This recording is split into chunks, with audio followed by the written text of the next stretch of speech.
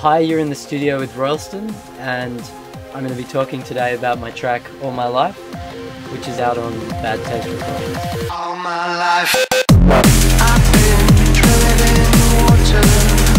All my life. I got into drum and bass when I was probably about 15, and it was just kind of coming out to Australia at that time. Friends of mine made mixtapes and gave them to me, and eventually I started DJing.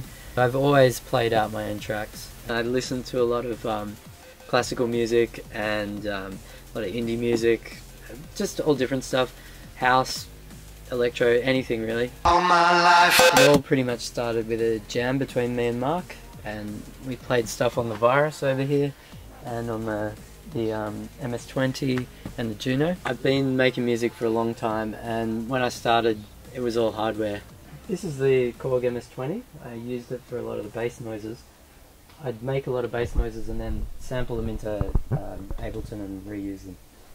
And it's a really cool synth. It's probably my favourite thing in the studio. It's got 2 filters, 2 oscillators, and it just sounds really fat. It's just got this amazing kind of texture to the sound.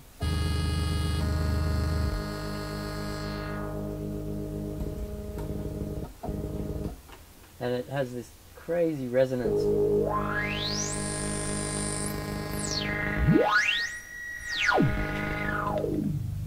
So it kind of makes this dirty sound that you just can't get with soft synths, I think.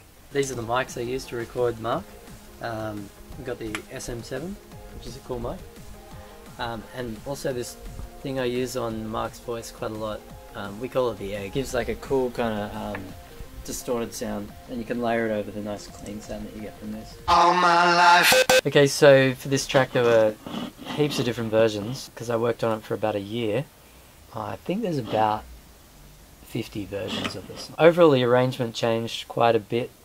The only thing that didn't change was the second drop and the second build up. The track's most important bits are probably the kick and the snare. So that's the top snare, then there's a layer under that. Gives you that punch. Then there's this cool kind of wow noise, which is my favourite part of the song. I think there are 10 layers of percussion. I use a mix of audio and MIDI, and all the impulse in Ableton's really cool, really easy to use, really fast.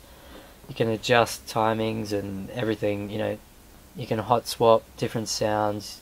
It's just a really easy kind of plugin to use. So we've got this percussion layer. So they're kind of higher percussion. Then there's some kind of harder percussion hits. I'll just play them by themselves. So some metallic kind of sounds. And then we've got rides and crashes on top of that. And when they're all combined, they kind of sound like this.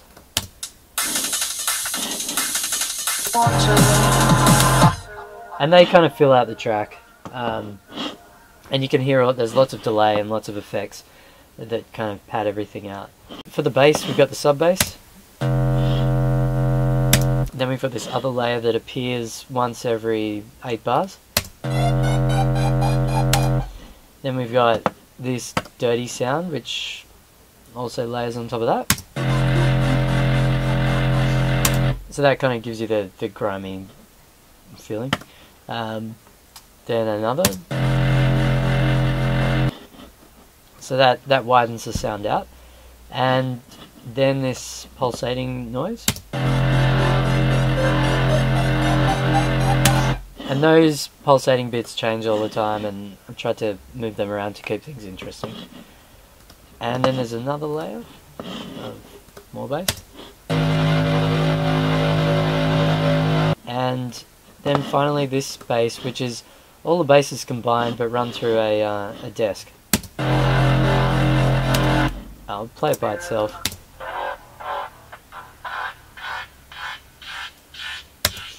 I've filtered it a lot so that it just adds a little bit of something, and it only appears once every 16 bars. I don't know, is this going to be interesting? I've been